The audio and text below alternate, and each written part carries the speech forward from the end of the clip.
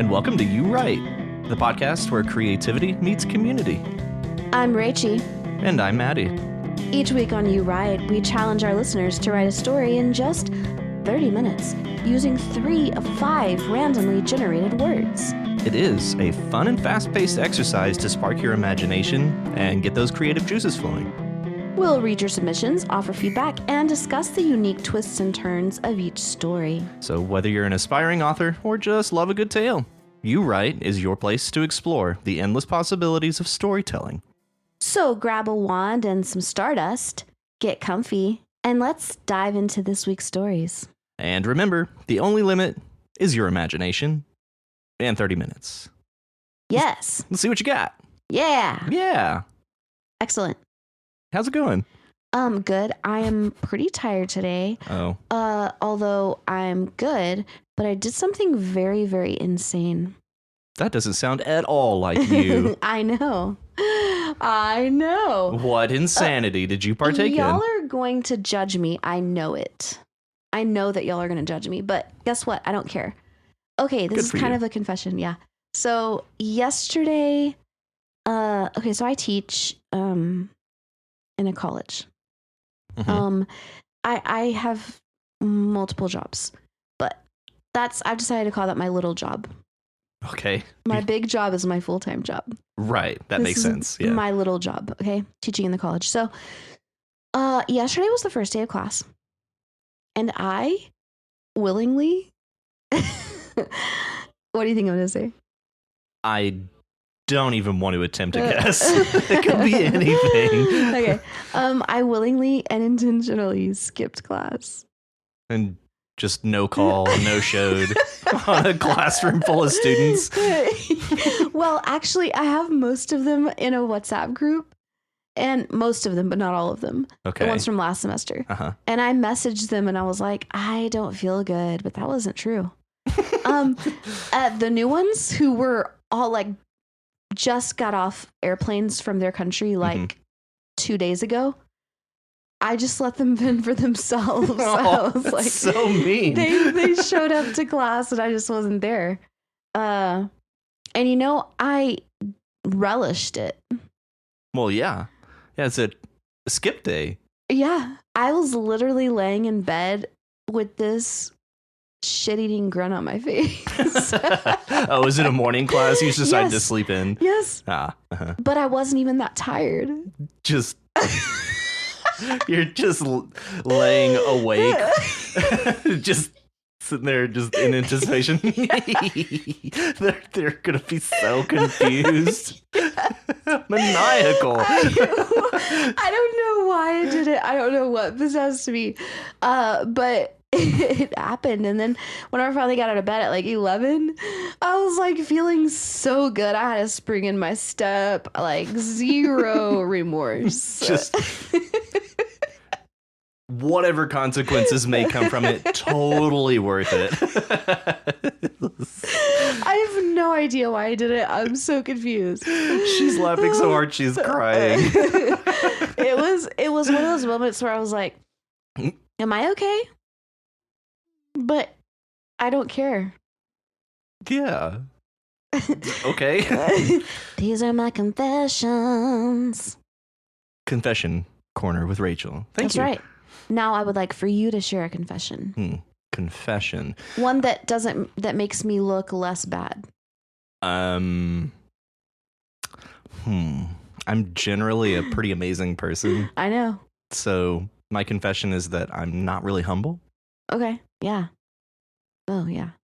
Yeah, I'm seeing that. Is that? I'm hearing does that help? Yeah.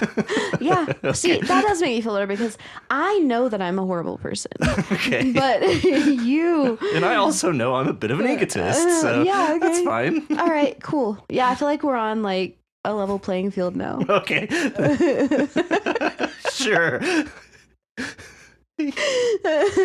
Those poor students had no. And then I got didn't to stand work. a chance. And then I got to work, and I had an email from one of them, and he was like, "Hey, I showed up to class at the time to the room where it said, and there was nobody there, so I think I was in the wrong place or something." You just respond, "Yeah, probably." I should have.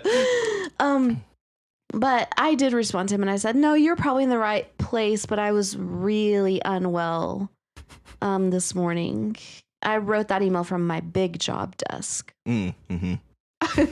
So I was like, dang, I am a sick fuck. Sure. As has been pointed out by one of our very own writers. Yeah, you're right, and, Prismatics. And on that note, whose story did we decide to read this week? I think we're going to read Prismatics. Prismatics! I forgot what the story was called, the name of it. A decent proposal. Oh, yeah, a decent proposal. That was so good. That was an evil laugh you just did. That was terrifying. Yeah. Okay. But no, it just worked out. We probably would have read whatever story you sent to us, Prismatics, because you're kind of up by the numbers. So yeah, but I mean, and what a one to bring out. Yeah, we were going to read this one whether it was your turn or not. Yeah, I was going to insist upon it. Mm-hmm. Mm-hmm. Yeah. Okay. So. Well, without further ado, A Decent Proposal by the Prismatics 19. Matt held a pen in one hand, fingers shivering and pulse racing. The point of the pen sat mere millimeters from the blank piece of paper below it. He did not know it, but the distance was almost the same as the distance between his life and his death. One thought central in his mind: be creative. What's wrong? The entity asked. Can't think of anything to write, Matt. You sick fuck, he replied. You don't have to do this. Oh, but I do. Your writing has been sustaining me for a while now, and I'm so hungry, Matthew. It's been weeks since you've given me anything to feed on. So get to writing, puppet boy. He tried. He honestly did. But in this emergency situation, his mind had gone as blank as the page he examined. Like a patient going for a colonoscopy, he was truly empty. Then, lightning, strong and bright, struck his brain. He had never been one to take the initiative, but he took it now. He set the pen down and turned the chair around, looking into the entity's eyes. I'm done feeding you, Matt said, as calm as the eye of a hurricane. If this was his end, so be it, but he thought he could maneuver himself out of this once and for all. A look of stunned surprise swept over the face of the entity. Its hair, flowing behind in levitating breeze, now shot out at all points like the quills of a drug-addled porcupine. What? It boomed. You care so little about your life, or are you really just that spent, Mr. Writer? Spent is a good word for it, but no, that's not all. I'm just tired of this arrangement, he sighed. It's pretty one-sided, and I'd prefer something a bit more mutually beneficial. Confusion replaced the surprise on the face of the being before Matt, but he thought there was something else there, too. Matt thought that the entity was intrigued. I'm listening. It slowly spoke. Matt went through the plan, formulating it as he went, letting the grand scheme of the idea take shape over the course of the next few minutes. As he finished, smiling a wry grin that had no ego in check, he knew that the entity would find it too irresistible of an offer to refuse. After a moment of silence, it spoke once more. So, how do you know people will even participate in this podcast? The abomination prodded. Oh, they'll participate, Matt reassured. Us creative types can't resist having someone pat us on the back and tell us how clever we are. It may start off slowly, but that's the beauty of it. The longer it goes, the bigger it gets. The bigger it gets, the more food you have. It paused, thinking for a moment, then asked, So what do you get out of this? Why would you be willing to help?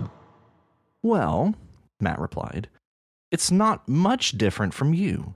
Where you get to feed on the creativity, I get to admire. Honestly, this is something I've been wanting to do for a while, and you've given me the perfect excuse. The ancient being before Matt tilted its head like a dog asked to do calculus, then laid its head back and let loose a peal of braying laughter. You have a deal, mortal. You may not be as wise as me, but in this circumstance, you are a genius. There's only one more matter to attend to. If I am to host this podcast with you, I will need a name. Matt thought for a second, then simply said, "Welcome to the You Right podcast team, Rachel." Bravo! Oh, yeah. What a way to stroke our egos. Seriously. I love this. I love it. I laughed out loud at work while I was reading it. I did too. I sounded like a lunatic. Yeah. Just like the prompt. Yes. Yeah. Several times. That same thing happened to me. I absolutely love it. I love being characterized as an ancient abomination. Yes. An ancient abomination entity. Yes. That is what I've always wanted to be Mm-hmm. honest. Mm-hmm. Like, I feel like that character fits me like a glove. Well, yeah. Yeah. What? I mean, yeah. Yeah. that was never in question. Right. That was exactly right. Yeah. Oh, but it's hard to separate myself from this and just look at the work and just be like, like this part like really worked. I know. It all just worked. Yeah. From the start, the name Matt, and I was like, oh no, this, and we're talking about writing. I was like, this is probably meant to be me. Wow. And there's my ego. Yeah. Like what we mentioned, egotist. Right. But anyways, Right. so I really went into this thinking, this could be me. Uh-huh. And then the mention of the podcast, I was like, oh no. Yeah. Oh no, what are we doing?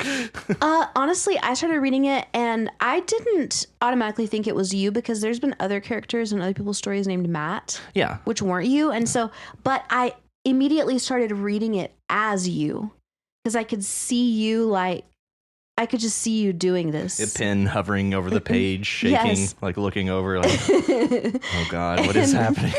And being like, you know what? Just like, I'm done feeding you. I don't know. I could just like, you sick fuck. That was my favorite line, actually. Yeah. You Yeah. sick fuck. Yeah, just very sparse with the curse words. Mhm. Makes them all that more effective. True. Yeah. So Very true. limiting their usage, Mhm. and every once in a while when you pull it out, especially if it's in character dialogue. Yeah. Well, that's about the only time it's really appropriate, I suppose. Mhm, It was perfect. That was a Yeah. great line. Yeah. You sick fuck. You don't have to do this. You don't have to do this. It's like some like prisoner pleading with their captor. Yeah. Yeah. Pleading with their tormentor. Yeah, but it's nice to know that you don't think that I would succumb to like Stockholm syndrome and be like, oh yeah, of course. Yeah. Oh, I love this. I love this job. This is Yeah. wonderful. No, I resist the ancient abomination. Yeah. And I honestly really do. This character resonates with me because I'm actually like this. Oh, this is how the podcast started. It actually, is it? Let it be stated here, this is exactly how it happened. Really? Yeah. Oh. You don't remember whenever you told me it's like, write me a story every day for 40 days. Yeah. Yes. And you Yeah. were like, no, I'm going to get other people to write stories. Exactly. Yeah. Yeah. Yeah. It's so that I don't have to do all this work. It's Right. like there's a community out there that will do it not for me, Right. but with me. Right, exactly. Yeah. But I do wonder if the Prismatics is like picking up on some personality attributes like somehow, because I do like I don't know how to say this. Get lots of pleasure from I feed on things. You derive joy from original content? Yeah. That sounds very I do. normal. You monster. You monster. How could you? How could you enjoy these delightful stories? No. I'm trying to say that.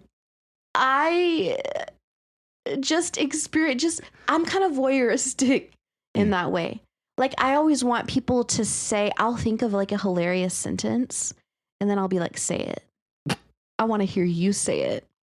Then when they say it, I've done this to Kim many times.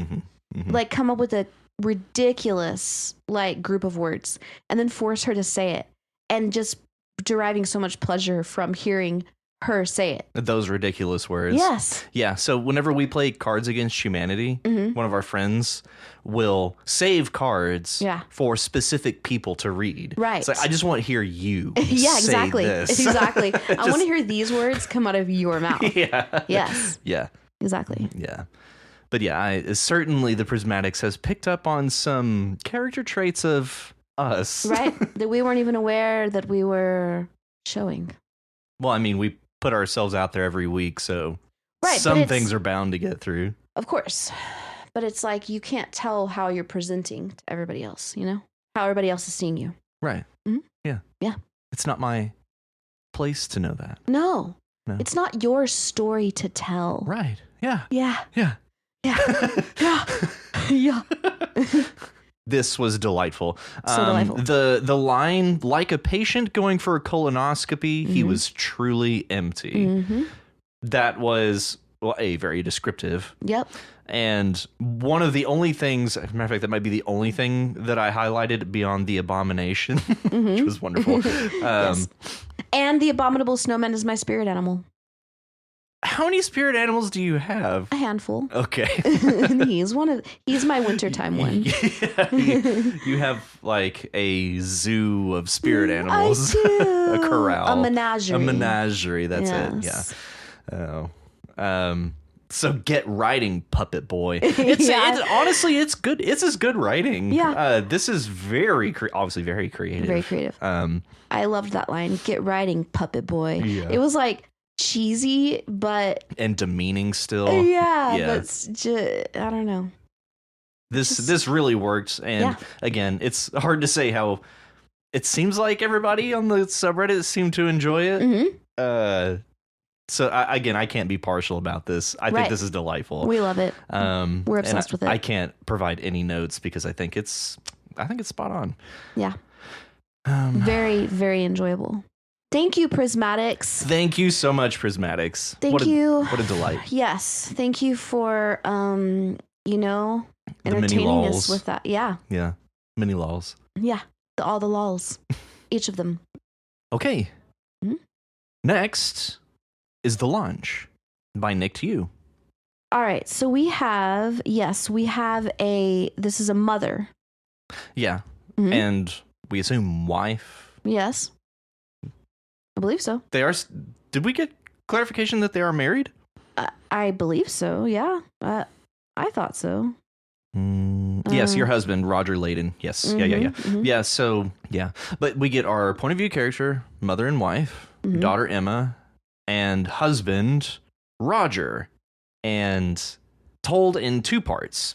So our point of view character is gearing up to this launch, this rocket launch that is being counted down. So she's clearly a big deal. Right. So our point of view character, she's a big deal. She's a big part of this launch, and we're just kind of at this stage, and she's like, don't get your hopes up. It might not happen. Telling her daughter, this isn't a for sure thing, but then they get all these things like, yeah, it's finally going to happen. It's finally going to happen. Yeah. And then they're in the countdown, 10, 9, 8.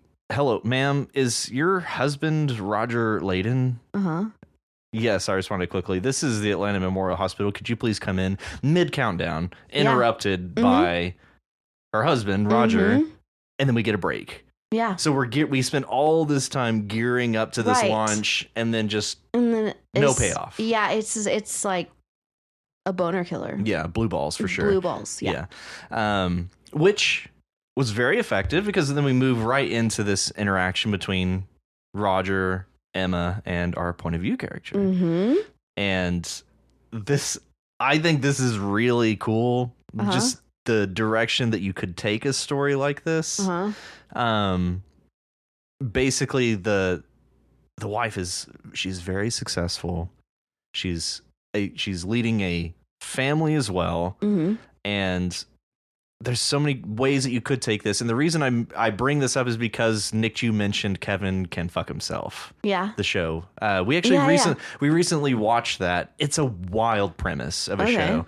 It has Annie Murphy. Yeah. Who was in Schitt's Creek. But anyway, she's the main protagonist in that. But it's like a drama meets a sitcom. And every scene with Kevin, her husband, is in the style of a sitcom. As soon as Kevin is not in the scene, that all goes away. It's just a drama from then on. Weird. It's really weird, but I'm just going to leave it at that. I actually recommend Kevin Can Fuck Himself. Yeah. And because you had mentioned that, Nick, to you, I think that idea of the kind of deadbeat husband and what he's doing, not that what we have here is making us think that Roger's a deadbeat. He's just in the hospital. Like something could have happened. But with that context in mind that you were watching Kevin Can Fuck Himself and bringing in a very successful, very powerful woman in a very powerful position with potentially, a husband who may be bringing her down. That would be a very interesting dynamic to read. Yeah, I don't have the context that you have because I have not seen Kevin Can Go Fuck Himself. So I didn't know how to take this. I was a bit confused, and I was reading the notes the note that Nick to you wrote about it, hoping to get some clarification, and I didn't really because he referenced that show that I haven't seen. Right. Yeah. But it struck me as, just as a person who hasn't seen that show, the husband, I did not read the husband as a deadbeat. I read the husband as a guy that resents his wife.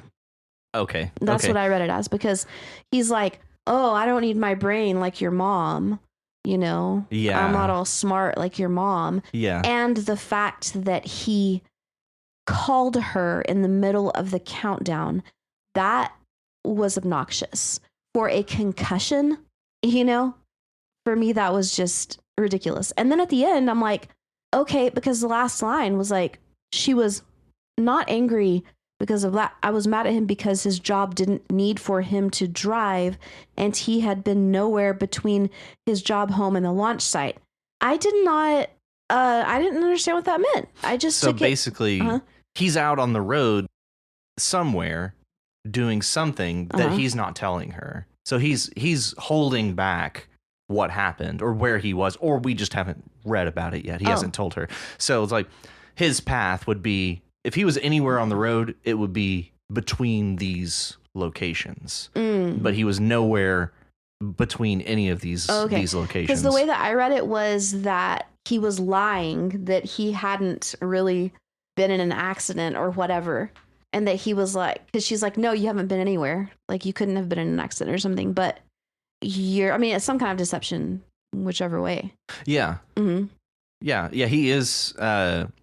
It appears to be some sort of deception. The reason I really like this is because it's just enough setup that you still have a lot of room to shape both of these characters, of Roger and our point of view character. And obviously we have Emma, who's on the sideline, not necessarily on the sideline, but she's there observing these interactions of these two, his mom and dad, her mom and dad.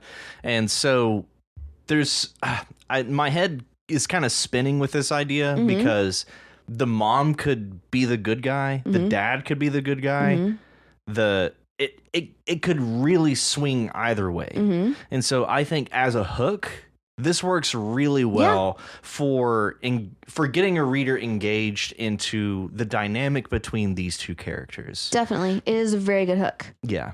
And also I kind of started thinking that the husband was maybe kind of dumb, because it's like there towards the end, she exited the room and he turned back to me, gaze challenging, daring me to be mad at him for a medical emergency.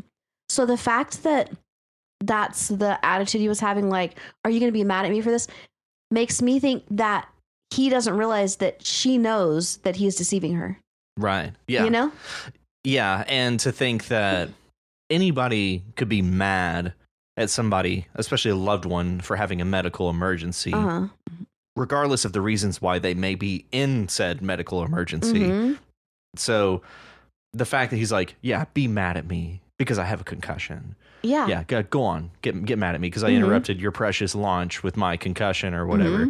And yeah, that makes me think that the husband's maybe a piece of shit.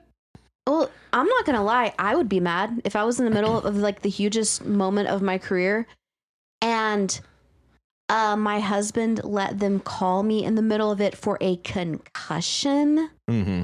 To me, a concussion ain't shit. Right. Yeah. It's like, call me if you're literally like flatlining. Yeah. And even then, I may put you on hold. Right. Right. But otherwise, okay.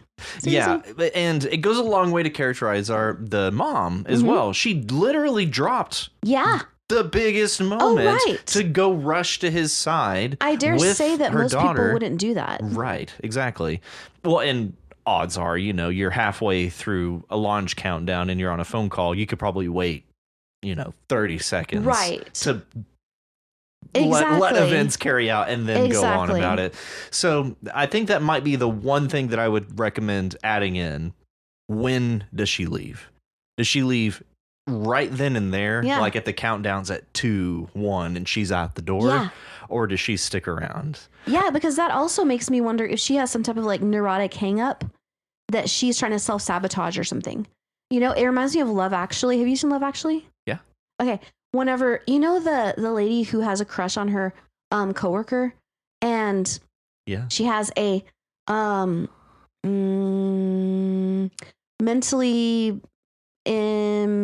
mentally how do you say, incapacitated, needy, disabled brother. Okay, yeah.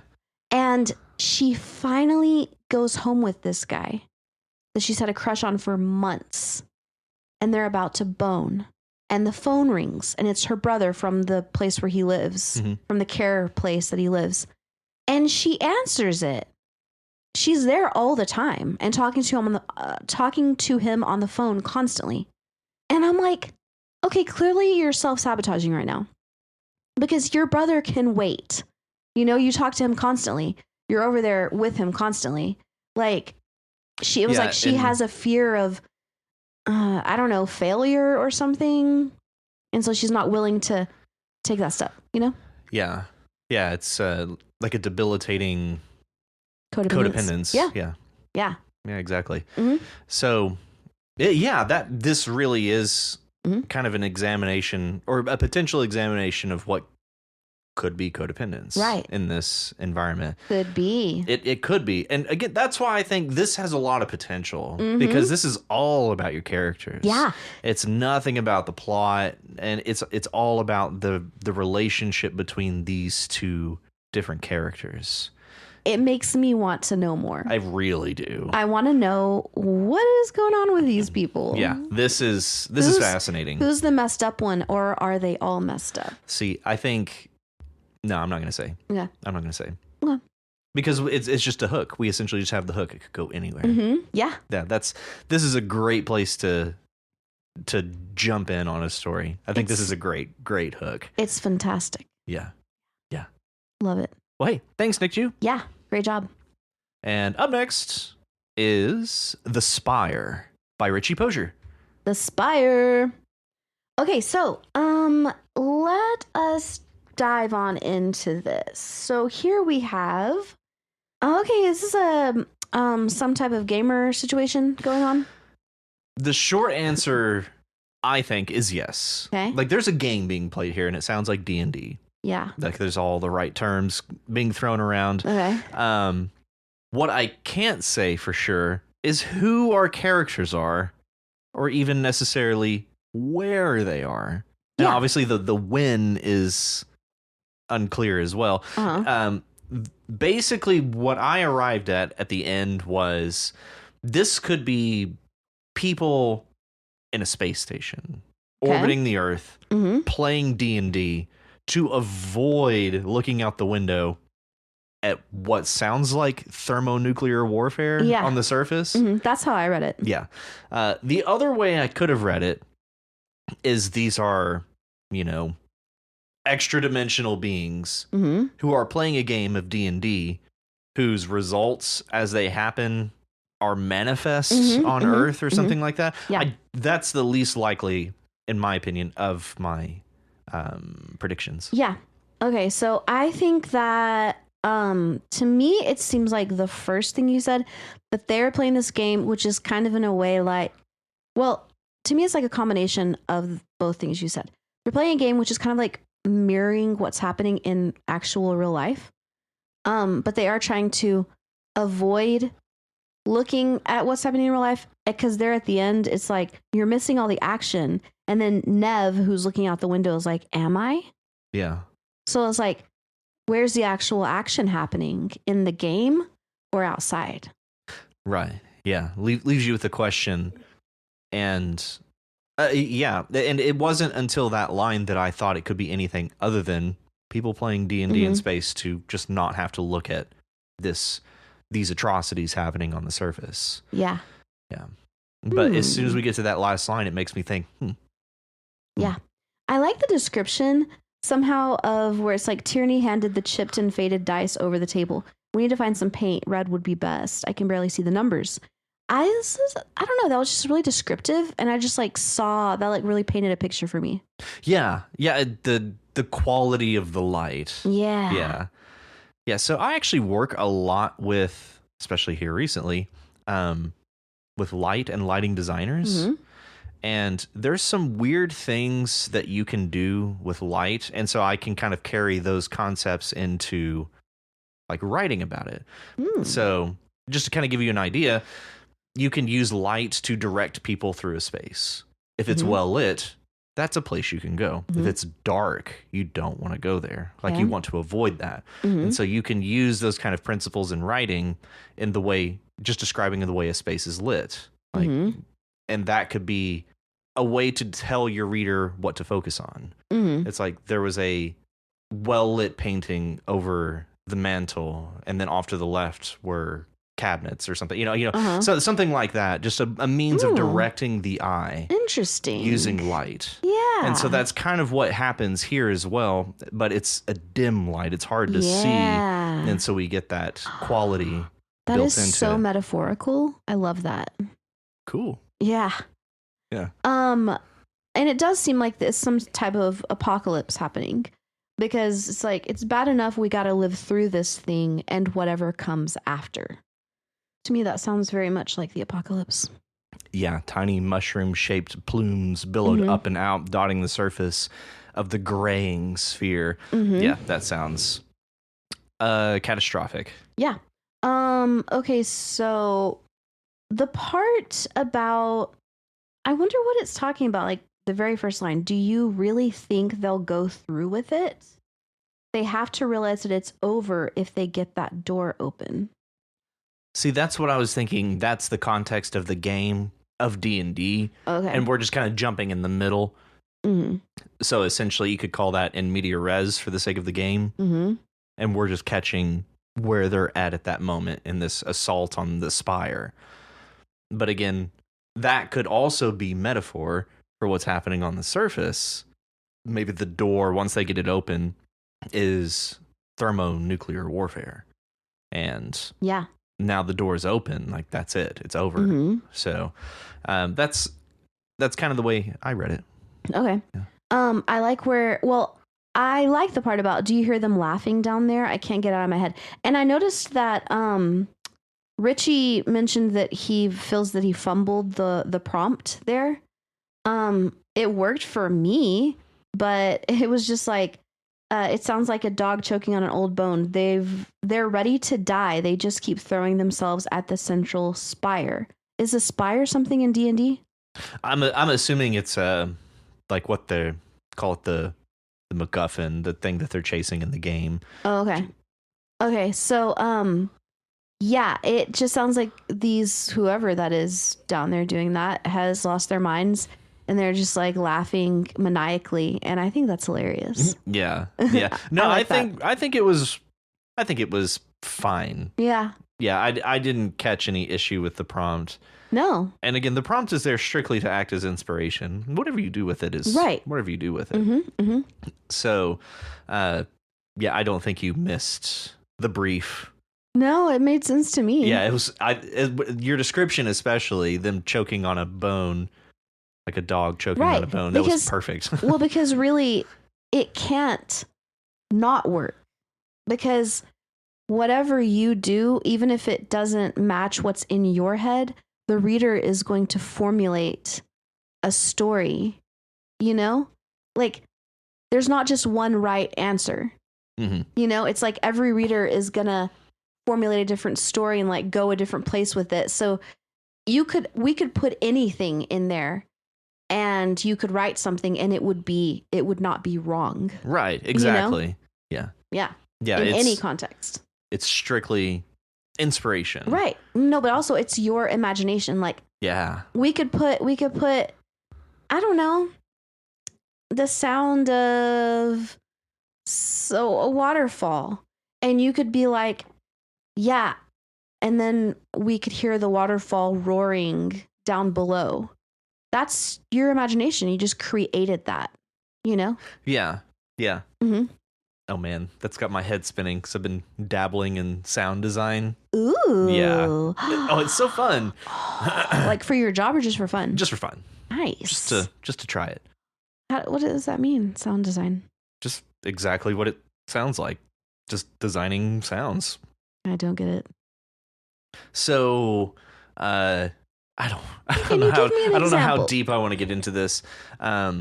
Found sounds are sounds that you go out and record and find. Yeah. And then you can use those in contexts outside of the environment in which you recorded them. Okay. So you could, example, I recorded my wind chimes. Mm-hmm. I could take a sample of it, drop it into a song that's a found sound. Uh-huh. And now I'm using it outside of the context of which it was in by putting it into like a piece of music or something. So it's like sampling. Well, that is a form of sampling, yes. But sound design can go into like sound synthesis, like creating specific types of sounds to meet what you're trying to hear using synthesizers, samples, and all kinds of like, the world of sound design is wild. Like, cool. You can layer synthesis on top of a found sound, which is something that I tried. I actually tried creating I created a sample of my wind chimes, just like one note. Yeah. And then I'm layering synthesis on like a synthesizer on top of it to create this really strange sound. Cool. Yeah. You should make that a prompt. Well, we already had the wind chimes. Okay, you should make one that doesn't include the wind chime. Okay. Fair enough. But anyway, that's a tangent. Mm-hmm. But yeah, I could seriously relate to 7 here. If I could just roll a damn number over 10, that's my entire life in D&D. Is just terrible roll after terrible roll. Dang. Yeah. You? It's a frustrating game. It's all chance. Well, I know. You pick up a D20 and you roll it, and it's like, well, 3. Cool. Okay. I mean, I it is obviously a very fun game, though. have never played D&D. So, yeah. Man, I feel kind of like out of the know this episode. I've never played D&D. I've never watched Fuck Off, Kevin. Kevin can fuck himself. Yeah. Yeah. I need to, I don't know. You're doing fine. I need to expose myself to more varied input. Okay. Yeah. Well, hey, thanks, Richie. Thanks, Richie. And up next, The CEO by Walker by Faith. Yes. Hey, welcome back, Walker. Welcome back. We missed you. We did miss you. We did. Oh man, this one was nuts. It was. It was very nuts. Yeah. And what was it? Oh, the paragraph. I'm just going to kind of skip around here. So if I understand correctly, I continue calling. You've been following me for a signature for 3 days that you could have emailed about 3 days ago. It's not an emergency, so there's no rush, it seems. And heaven forbid you had simply sent me the agreement in email or a DocuSign or, I don't know, scheduled an appointment to discuss it. And yet, here we are. Here we are. That felt very personal. It did. It felt very personal. It felt very, very real. Yeah. I was like, Yeah. okay, Walker has done this before. Or Walker really wanted to say this to somebody Yeah. and couldn't, so he's like, I'm gonna write Yeah. it down. I'm Yeah, gonna write get it it down, out. and it's like, oh wow, this could actually be fun for a story. So Yeah. yeah, I love that. I love that rant. I felt that. Yeah, me too. But even then, it plays off respectfully enough. hmm Yeah. But I feel like Walker has done this, and that is because her reaction. He saw the look of defiance in her eyes. That's a very specific look, and I feel like it's one that you wouldn't necessarily predict if you were just imagining how that would go down. Uh-huh. I feel like it's very much a thing that Walker has done and has seen that look, that glimmer of defiance, you know? Oh yeah. Did we get her name? The Yeah. employee that It's Denitha. Denitha. I don't know how to say that, but Yeah, I don't Denitha. either. I think Denitha. But this at first I thought this was hilarious. I was just like, what a psycho. Cuz he has this like paranoid, like he's like, it's a demon.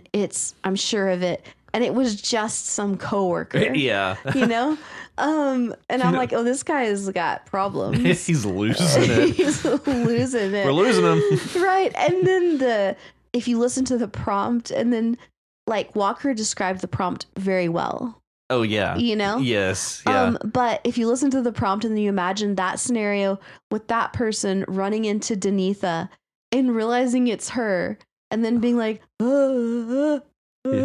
and then just like laughing Yeah. like a psycho. Yeah. Yeah. I would be like, this guy is a psychopath. Yeah. There is something wrong with him. You're right. It's Yeah. the perfect. Like you could just drop that sound file in Yeah, between those paragraphs, and it would fit perfectly. right.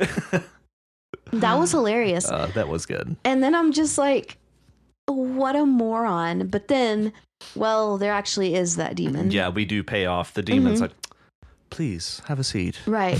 or you should sit down. Yeah, you should sit down. And then I'm like, what's going to happen next? Yeah. That actually is a fascinating hook, It is. because you set us up to think that this guy is just mad as a hatter, Yeah. and no, or at least apparently no, something is wrong. Like Yeah. there's this demon or whatever it may be. hmm Yeah. Yeah. It's really funny. And then I'm just like, okay, is the demon like, did the demon roofie him? You know? Because like I do, and everything fades to darkness. I struggle to maintain control as my knees weaken. My head swims and I feel dizzy. Sounds like he got roofied by the demon. Or is Denitha is working with the demon and poisoned his coffee? Oh, yeah. Or when he came around the corner, she Gave him a little Mhm, yeah. stabby stab. Yeah. Yeah. Real quick. Like collided with him, you know? Uh-huh. And Denitha is kind of like dressing as the demon for some reason. It's all just cosplay. Yeah. Funny. Yeah. Mm. You're welcome, I respond magnanimously. Mhm, yeah. Yeah. Have you ever been in such a state of delusion, like not while being high? Not that you ever have been high, but have you ever Please. been in such a state of delusion that you had something like this happen where you're like, a demon is following me, but it was actually A coworker. a coworker or something like that? Because I feel like that's a pretty deep state of delusion. That's To actually believe that, like to look for a second and be like, oh my God, she looks like a demon, but then realize, it's your coworker. right. Well, don't we kind of get some indication that this may have been going on for a while? Yeah. That Michael has been experiencing visions of this demon, Medusa-like dark snakes wriggling all over it, fur covering it. Yeah, it seems like It's been going on for 3 days. 3 days. Yeah. So I don't think Oh, over this time period? No. I have not experienced delusion over 3 days like that. Absolutely Okay. not. How about over one day? If anything, it was over the course of maybe hours Oh, okay. that I experienced some percentage of Mhm. this type of delusion, but Mhm. nothing to this degree. Okay. And it was nothing that ever manifested to the point that I would physically act on any delusions that I had. Right. I knew that they were delusions. Oh, so then you knew. Yeah. So then you were not in this state of like, because he didn't know. No. Okay. Yeah, I've never been out of my mind, I guess. Like that. Thoughts? I'm trying to think if I have, and I have a lot of times with being altered by What a euphemism. items. And you know, feeling like one time I felt like my living room was alive. Uh-huh. And I was in the midst of a crowd, basically, you know? And I messaged my brother and I said, I feel like my living room is my friend. And he messaged me back. He said, it is. He was like, it is your friend. And so oh things man, like he could have that. been such a dick then and be like, it's actually your enemy. No, he would never do that. Yeah, I know. Also, I he know knew I wouldn't. knew I was tripping balls. So Toast trips. I was totes tripping balls. Anyway, but in real life, I can't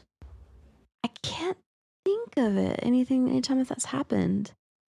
I'm gonna have to search my soul because there's been so many times I dream so much. I dream a lot. And I mix up dream with reality. And so there's a lot of memories that I have that are like hazy that I'm like not sure, did that really happen or was that just a dream? Because there's things that are like very similar to real life, you know? And then only sometimes do I realize that was just a dream. But like there's a lot of things like that, and then there's a lot of things where I was altered. I don't know. I don't either. Yeah. But off the top of my head, I can't think of a time that I experienced that level of delusion. Yeah. Mhm. That being said, Yeah. Have you met any demons? Yes. Yeah. Yes, I have. Yeah. Mhm. Rad. Have you?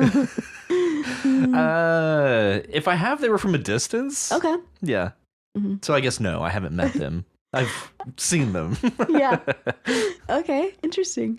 That could sound like a kind of what's it called when a contradiction. I'm like, I've never been that delusional.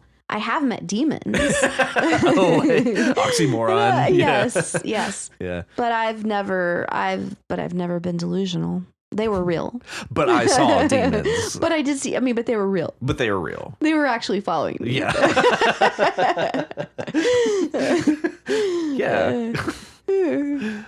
Yeah. But yeah, such a real. I don't know how to say this. Like, demonic. it feels so like down to earth and real. Mm-hmm. Plus a demon. Right. Yeah. Plus this demon. It's great. So you should sit down. Man, that really kind of slingshots me into what I hope is the next part of this. You should sit down. The voice urges, and I do. It's like, oh man, I want to know. Right? Yeah. And the way that he laughs after running into Denitha is kind of weird. It's kind of extreme. But I was like, wait, I do that a lot. And my mom used to say, "You feeling punchy? You're getting punchy, ain't you? You're punchy." Punchy. It's like whenever I would just start laughing maniacally for like in a way that didn't really match. Oh, yeah, I'm aware of that. For those of you who have not obviously experienced Rachel's maniacism, yes.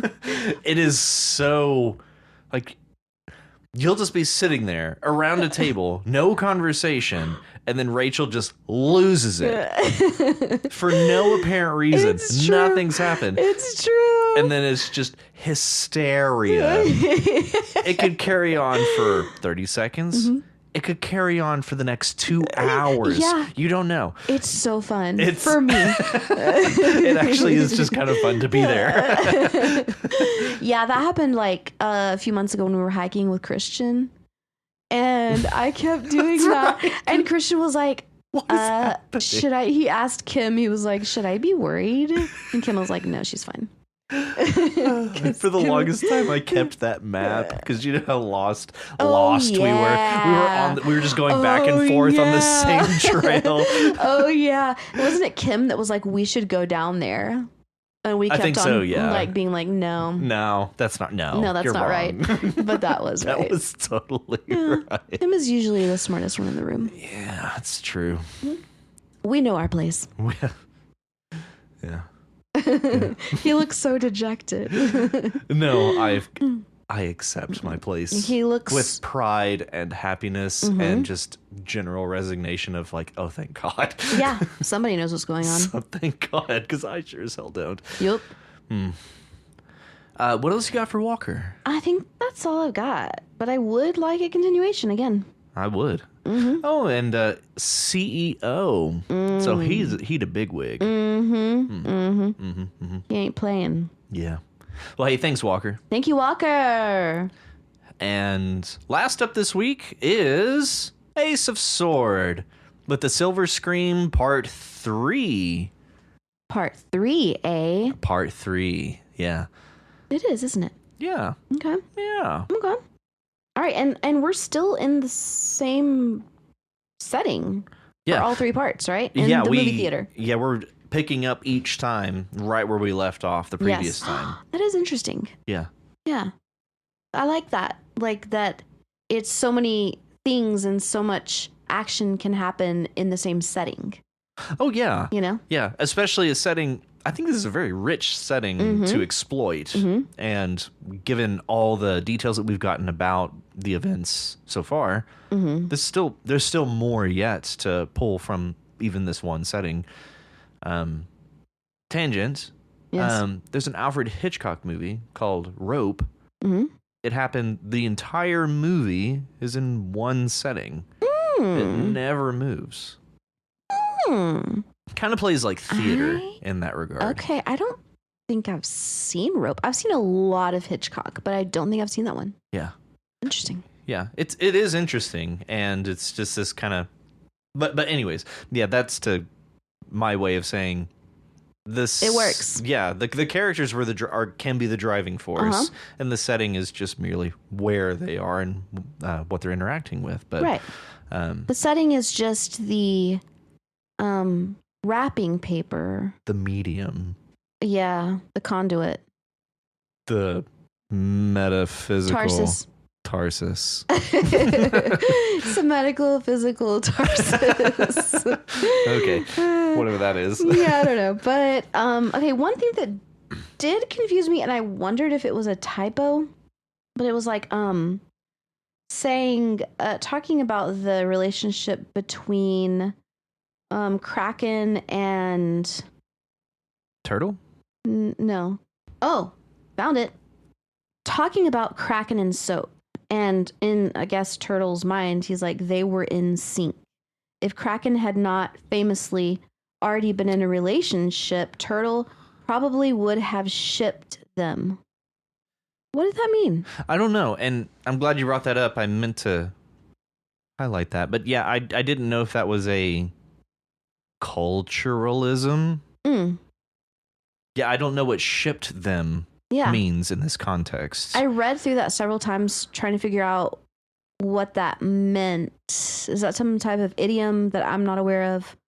Or yeah, I don't know. It curious. seemed very intentional, though, yeah, it did. to describe it as shipped them. It could be in the context of this world and these characters, this setting, could be a way of like, I totally would have hit on that. You Yeah, know? that's what I was thinking. Like, yeah, if Kraken hadn't already been in a relationship, Turtle probably would have hit her up or something. Yeah, that's the context that I derived from it. Me too. But yeah, it's a turn of phrase I've never come across. If that is the case. Mm-hmm. Yeah, and going on Turtle envied their easy partnership. Yes. I really like that. Their easy partnership. Yeah. And to see envy of that, yeah, that's I really like that. Right. I went down a turtle hole. I was going to say rabbit hole. No, I. Look at you. Look at me. Ooh, turtle hole. With the different kinds of laughs between chortle and guffaw. Oh yeah. Also, And- thank you for guffaw. Yes. Matt thanks you. Yes. I also thank you. Okay. No, I do too. Okay. I was just saying that yes, that's Matt's favorite word. It's a good one. Yeah. Yeah. And I even like looked it up and was listening to examples on YouTube and reading definitions just to see if my concept of those things matched the internet's concept of them. And well, it didn't really. No. No, but also guffaw is like, I think that's the closest category. And then Soap says, so what does that tell us about the opposition? What kind of monster guffaws? Kraken says, nobility is what comes to mind. I thought that was interesting because I would never think of nobility when I think of guffaw. I think of, Oh yeah. yeah, Yeah. Yeah. Very reserved. Right. No. to Nothing. me. But then it's like, yeah, but there was nothing upper class about that laugh. That's true. Yeah. It sounded like my dad's laugh, actually, who is a hobo. So, yeah, Okay. it definitely hobo, vibes. So, you know, what? Are you guffawing right now? No. It sounds like my dad. Who is a hobo? He is. Not prepared for that. It's so true, though. I mean, definitely not what you would think of when you think upper class. No. Certainly not. And yeah, so I'm interested about that association between nobility and guffaw. I suppose I could see it.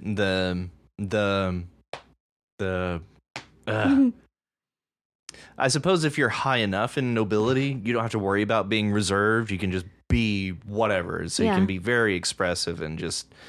But that honestly, that's the best I got because yeah, I wouldn't imagine nobility. I'd imagine they're all very buttoned up and polished, Right. and very refined. Yeah, exactly. So to describe anybody in nobility as with a guffaw, I don't know. I could see a king doing that, Mm-hmm.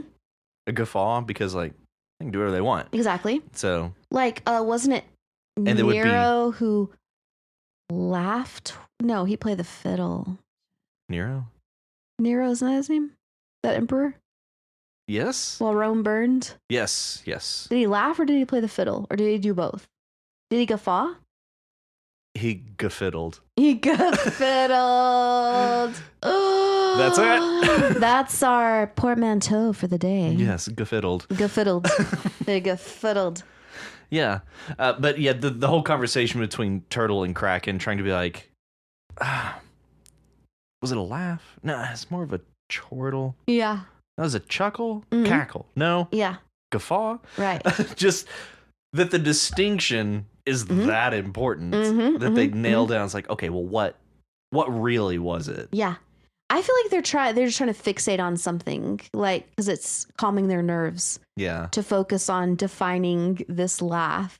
Well, you yeah, know? and once they figure it's like, okay, well, what does that now? What does that tell us about what it could be? You Right. know? Like they're trying to derive meaning from what it Mhm. was that they heard. So Mhm. it does ultimately serve some purpose, Yeah. potentially, Yeah. hopefully, Yeah. for their sake. Right? Because otherwise, it seems like they're kind of in a spot. They are. Yeah. They are. Mhm. They're in a pickle. Yeah, and Casper suddenly is reanimated at the end of it, Mm-hmm. But evil. and sounds like maybe marionette style. Yeah. That's what I was picturing because they were suspended by film, Mm-hmm. right? Well, yeah, but it also says like a marionette. Oh, it does. Mhm. Oh, well then, yeah, I didn't just make that up. No. Like a grim marionette. Yeah. Right. So yeah, I'm just thinking that he's now become like possessed. Uh-huh. or something. His body has become possessed. I'm going to say it's a ghost movie. Yeah. Yeah. I think so too. Like the film itself is a ghost? Oh. Oh, you mean the film is haunted? Yeah. Oh, yeah. Yeah. Yeah. Yeah. Yeah, man. Yeah. Yeah, that would be fun. That reminded me of whenever I worked in Saudi and I asked my students what was their I asked them all to write down, these Saudi college girls, to write down 3 topics that they're interested in. Because I wanted to, or no, 3 kinds of movies. I think it was 3 kinds of movies that they would like to watch because we were going to have a movie day. Mm-hmm. And one of them wrote Haunted Doll. Chucky? Yeah. Actually, Bride of Chucky. Oh, that's Yeah. far more specific. Right. She wanted to watch Bride of Chucky, but she, like, those were the English words that she could come up with. It was Haunted Doll. I thought it was hilarious. Oh, I loved that. But you will inevitably arrive at Chucky. Right. I was like, Chucky? She was like, no. And then she described a bride and I was like, oh, Bride of Chucky? She was like, yes. That's it. One, That's that the one. winner. And we did watch Bride of Chucky. Oh, they loved it. It was weird and Kick hilarious. ass. Yeah. It was great. Sounds great. It was. Yeah. Hell yeah. Yeah. And I like the callback for the assistant, research assistant with the Polaroid camera. Mm-hmm. I think because we had that in part 2 was Oh, yeah. the other research assistant who was Mhm. forced to write things down. And we get told of the other assistant who just takes pictures with a Polaroid and writes Mhm. descriptions on the back of it. So I like seeing all of these characters coming into this story together. Mhm. Because we're slowly becoming familiar with these names and these characters, and we're starting to add character traits to some of these people. So Yeah. having them recur this way is I think that works really well. Mhm. Actually, It does. Yeah. But one thing that I want to mention actually about that paragraph is that was a confusing paragraph. So there were some unclear pronoun references, which made it confusing. So it was like, there was a shifting sound behind them and a shriek of surprise. They all turned around as the younger research assistant with the Polaroid camera, that comma is unnecessary, Yeah. backed away from Casper's body. Casper's body that was moving, writing himself up like a grim marionette. Turtle had to admire her professionalism. That confused me at first. I was like, oh, wait. Casper's a girl. Yeah. And also, but is that professional to get possessed and moved around like a marionette? Like, how's that professional? No, the her is referring to the research assistant. Then I realized that. Yeah. But that's why that pronoun reference is unclear. Yeah. Which is where names really help. Yeah. Yeah, because you can start calling them out by name. Right. But honestly, Ace of Sword, thank you for bringing us a continuation of this story. I'm continuously interested in this, and I like seeing continuously interested in continuations. Continuously interested in continuations that continue continuously. Right. Yeah. I like that it's growing to a kind of big cast of characters too. Like we've got this whole strike team, we've got these eggheads, and we're kind of getting both sides of this, and it'd be fun to see how they interact with one another. Definitely. Yeah. I'd like to see what happens with Casper's body. Yeah. Just from a plot standpoint, like what's going to happen to Casper Yeah. and everyone else for that matter. Right. Is it too late for Casper? Sounds like it. But who knows? His spirit might be lurking in there somewhere. Yeah. Or maybe not. Could be. Probably not. Probably not. No. He's a puppet now. Yeah. Puppet boy. Puppet boy. Perfect. Brought it full circle. Yes. Hey, thank you so much, Ace of Sword. Thank you, Ace. And that is all of our stories for this week. Tis. So, hey, shout outs to the Prismatics 19 for being selected here today, as well as Nick to you, Richie Posier, Walker by Faith, and Ace of Sword. Yes. Thanks, everybody. Thank you. Thank you. And for those of you who did not write this week, we miss you. We do miss you. Baby, come back. Baby, come back. You can blame it all on me. Baby, come back. So that moves us straight into episode 23. What? Prime. You It's gotta a prime be number. kidding me. Yeah, 23. It is a prime number. It's a big one. Yeah. Yeah. That's exciting. That's a good one. It's a good one. And Oh, yeah. the prompt Yes. for episode 23 is Yes. a music prompt. Mm-hmm. And I'll be honest, I'm pretty stoked about this music prompt. Mhm. And I will give mad kudos and a shout out to whoever can maybe guess this song. It's wildly obscure. Or I would say wildly. It is not well known. I'll say that. Okay. It is tamely obscure.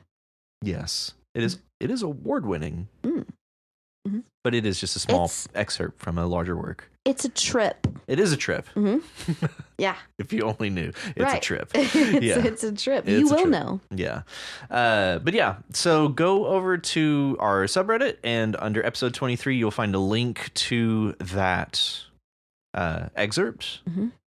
Give it a listen. I do strongly recommend headphones. It's very quiet at the start. Mm-hmm.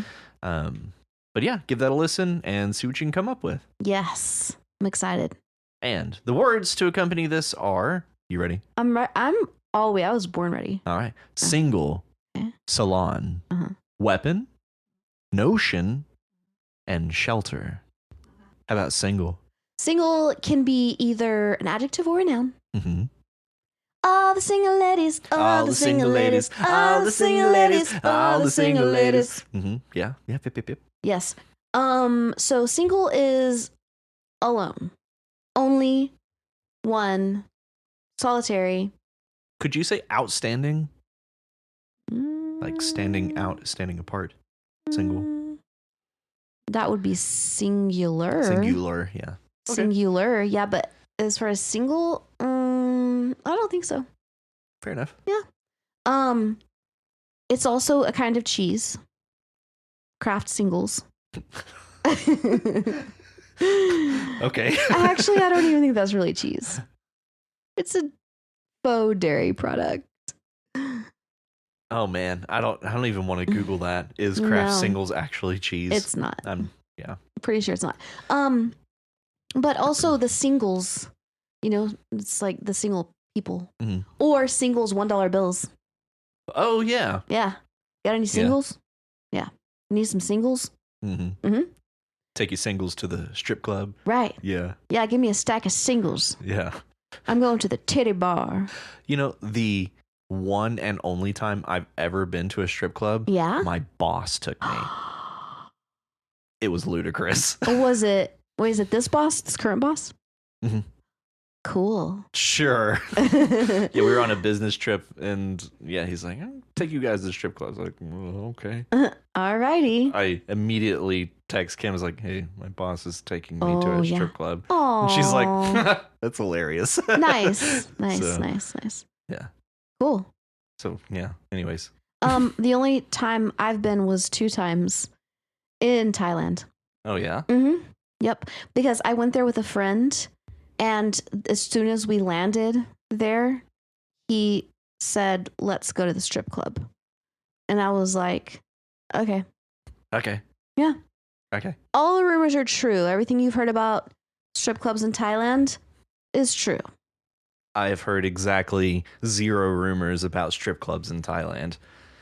Well, I can't talk about it on air, but Live. there are things that they are known for doing, and they actually do those things. Oh. Yeah. Right on. Right. Or not. I don't know. Yeah. Next, how about salon? Salon. Ooh. Okay. I like this word. So salon, as far as I know, can only be a noun. Yeah. And I do believe it comes from Arabic. I could Really? be wrong about that, though. Am I wrong about that? Oh, I don't know. I don't know. Can we look that up? Salon, the way that we think of it today, is a place where you go get your hair done. It's originally French, Okay, never mind. I was wrong. meaning reception room. Well. Actually, yeah, listening to it, it sounds French. Salon. Yeah. Yeah. Salah. Maybe I'm thinking of an Arabic word that's somehow like, I don't know, reminding me of that somehow. Anyway, okay, so Oh yeah. Huh.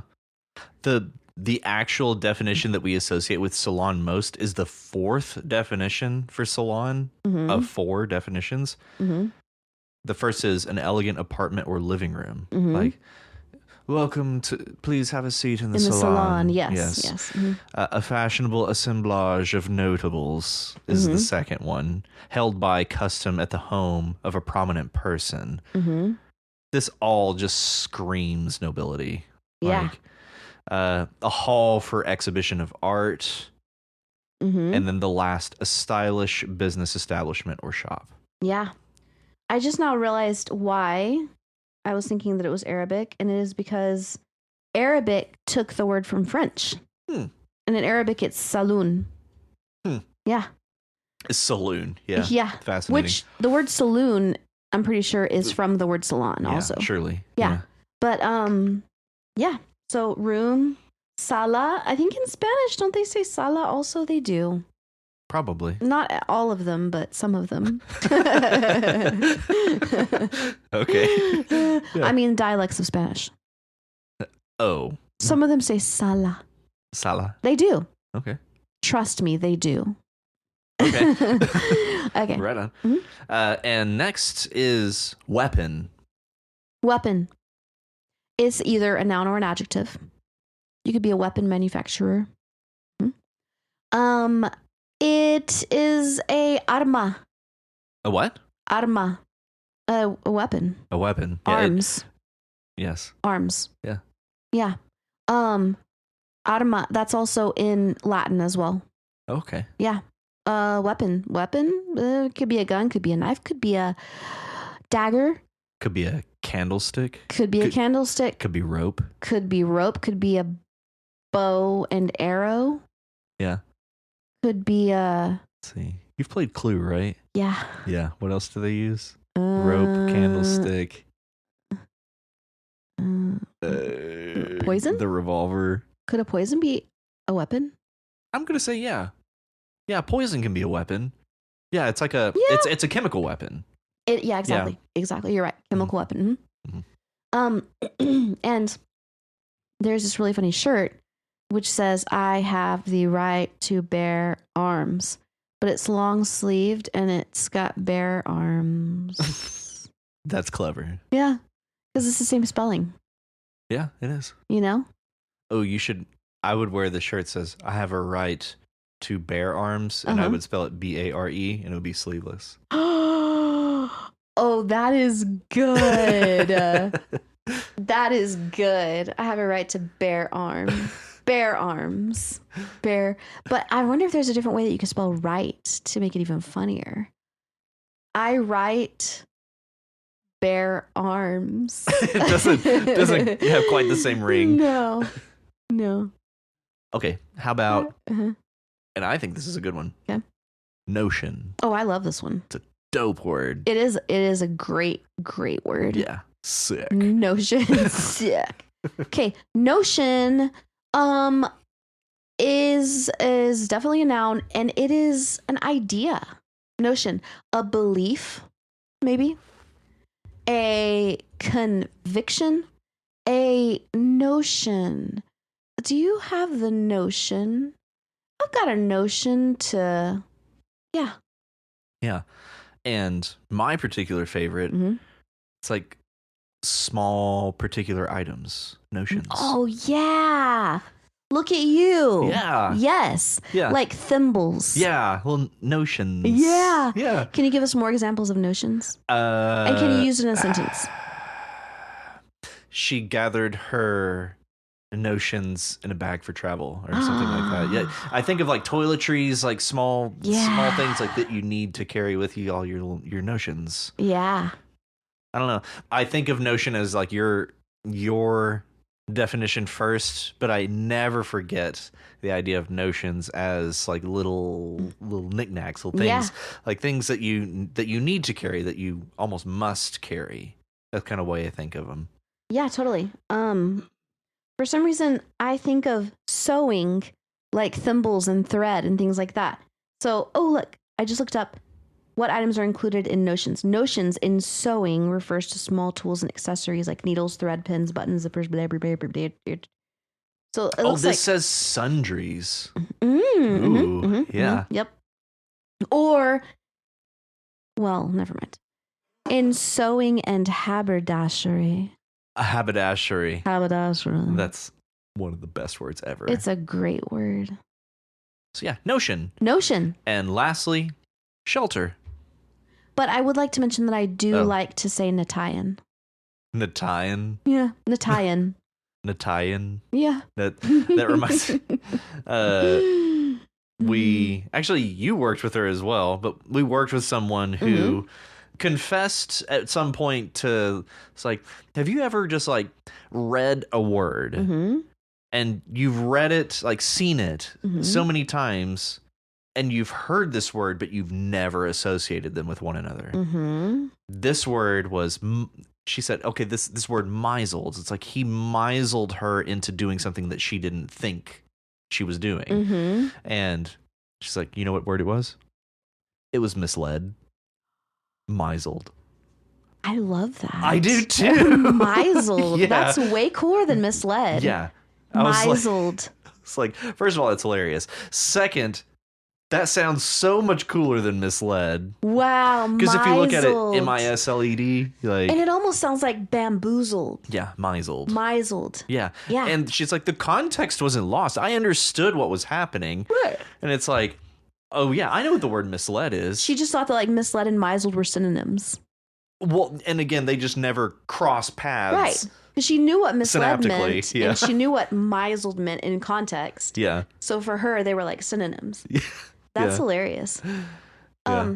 That happened to me one time with the word, well, I was playing in my sophomore year at speech and drama class. We were playing charades and it was movies. And I got this one and I was acting it out and I was doing a really good job. And they were like, the ugly dachshund, you know, the ugly dachshund. Yeah.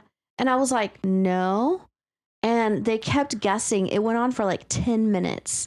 And finally, everybody just gave up. They were just like, we're stumped. And I was like, y'all, it's the ugly dachshund. Duh.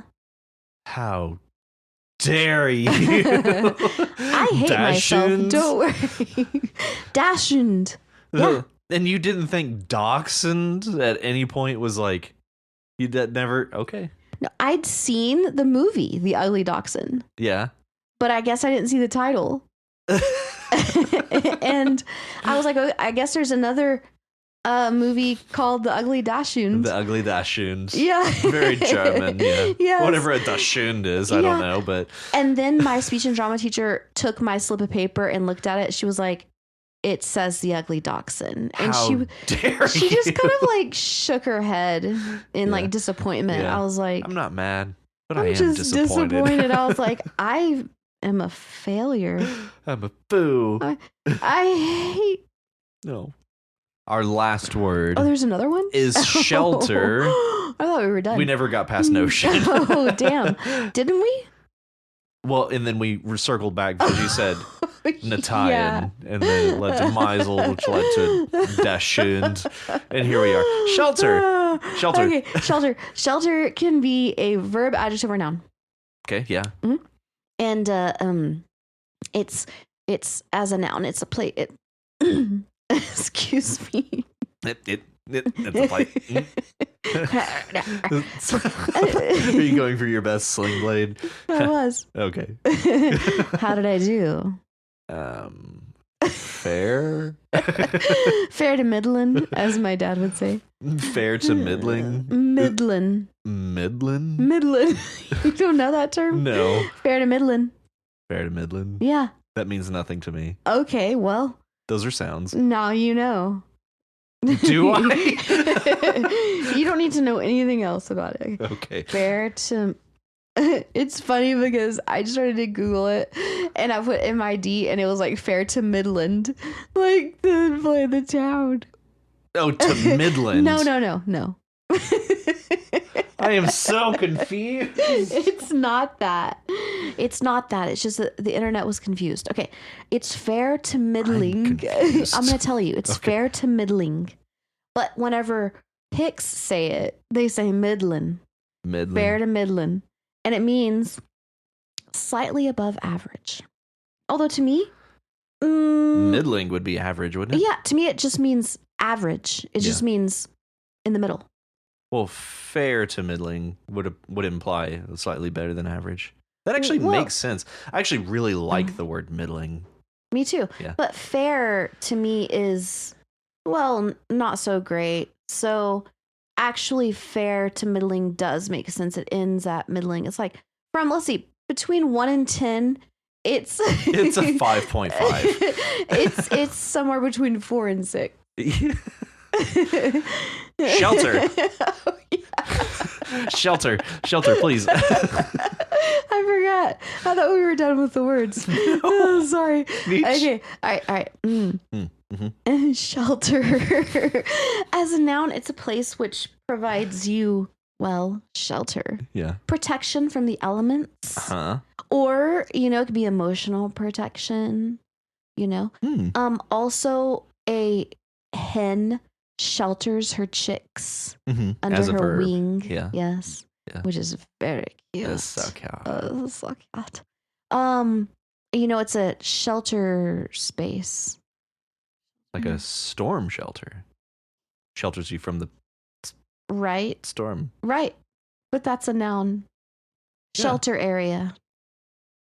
It's also a place where people who don't have a home can go, the shelter. Yeah. Or yeah. it can be a women's shelter to get protection from whatever you need protection from. Ooh, a tax shelter. Oh, shit. Oh, shit. Oh, shit. Oh my Oh, God. shelter. What have we found? I feel like I've heard that before, but I don't know exactly what it means. I have a vague idea of what it is, and it's basically a place that you put assets or liquid or otherwise to avoid being taxed on said assets. So it's a loophole. It's Yeah. money laundering. No, Oh. I imagine I imagine its legality is gray Uh-huh. at best, because I imagine like what is it, like, aren't the Cayman Islands famous for being a tax shelter for the rich? I don't know. I So don't know. I was thinking it's something that rich people do Right. to Yeah. protect their riches. Yeah. And so that the government does not take more Mhm. than Well, what so, they, so the government doesn't take as much as they take from the poor people. by percentage, yes. Yes, by percentage. Yeah. Yeah. But, yeah. Tax is complicated. It is. Let's not delve too far into that. Please, let's not. I started my tax return today, and I hate it. Ugh. Ooh. Oh, Ew. It's almost tax time. it is tax time. Ew. It has been tax time since January 1. Hopefully this Ugh. one will be easier because last year I think I had like 4 jobs instead of like 6. Well, yeah. Oh my God, yeah. I'm so Oh, sorry. it's gross. Yeah, collect all them W-2s. Oh, it's gross. And I Ugh. don't even remember where I worked last month, Yeah, much less 12 months ago. you're right. No idea. And the IRS is like, well, Yeah. need to report that. Right. And I'm like, why don't they do it? They have all the information. Right. It's almost like it's almost just a test of like they just want to catch people To cheating see if you're paying attention. Yes. Yeah. or just to catch people cheating so that they can like put them in prison. It's like it's a trap. Yeah. They could do it. All of the information is there. They could send you a bill. Here's your tax bill. Yes. But they won't. They have all. Why do they make us do it? Because it is so damned complicated. But there are algorithms. AI could do it. Yeah, not yet. Maybe one day. There are systems in place There are systems in place, which but for could do it all automatically. for all of the, let's just say, the United States, there aren't systems enough to take care of it for everybody So you're because it's so complicated. So you're saying that we need one of those supercomputers which takes up so much energy that it would be bad for the environment. No, I'm saying if your taxes are really complicated, get you a CPA. Certified public accountant. Yeah, I know what that is. Yeah. I got one 2 years ago. Oh, hell yeah. Oh, yeah, but they fucked my shit up. Really? Yep. That's Oh, let unfortunate. me just tell you. There was some tax credit that I had that was worth $2,000. Uh-huh. Yeah. And I said, look, this is a thing and I need it done on my taxes. He's like, I don't know anything about that. I was like, listen here, mister. I'm paying you money. Look here, you little shit. Yeah. You sick fuck. You sick. I was like, I'm paying you money for something that I have never paid someone money to do before. And so I expect you to be able to do things that I can't do. I don't know this tax credit code. You should know it. He's like, well, I don't know. I've never heard of that. I was like, Gonna learn, aren't you? you're gonna learn go today. learn a tax code. You go today. learn. I was like, I will not pay up until you figure this out. Did he? Did Yes, they? he did. He did? He did. Yeah. He did. He found the tax code? He did. Did you get your $2,000? Yeah, I did. Hell yeah, you did. Yeah. Hell yeah, you Yeah. did. Fuck. CJ was wrong. I was looking at your elbow the whole time. See, that was on me because I wasn't. Because I you was- weren't. You were just looking, I was looking at, at your the ether. thumb. Yeah. I was- You were just like. Yeah.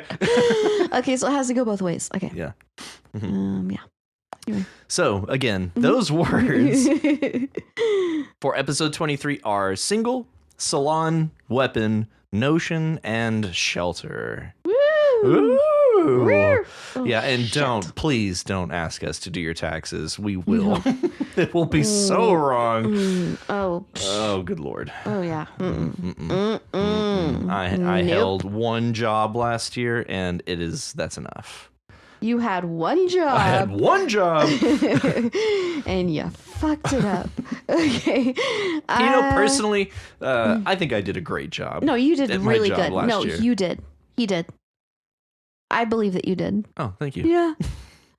I do. Uh, All right. Well, if you want to be like these wonderful writers and submit your story to You Write, head on over to our subreddit at reddit.com/r/YouWritePod. if you're unable to submit a story this week, that's fine. You can help out by reading and commenting on other people's stories. Each time you post a story or leave a comment on someone else's submission, you increase your chances of having your story read on the podcast. You can also reach us at yourightpod@gmail.com. If you like our show and want to help support us, consider donating to our Patreon at patreon.com/YouWrite. Yeah, consider it. And, if you can't, that's fine. Mhm. You can, share the podcast Mhm. with other writers and non-writers alike. If you haven't already, be sure to subscribe to the podcast so you know as soon as new episodes are available. Also, be sure to leave us a rating and a review in your podcatcher of choice. Yes. Yes. We'll be reading one review on each episode as well, so get creative. Yes, please. Or don't. Creative. Or don't. You can maybe get bland. Right. We already did that. Did we? Yeah. Shit. Yeah, but we could do it again. Okay. Get bland. Yeah, I guess get bland. Get stupid. Get stupid. And remember, join us next week on You Write. A podcast where you write. The hills are alive with the sound of music.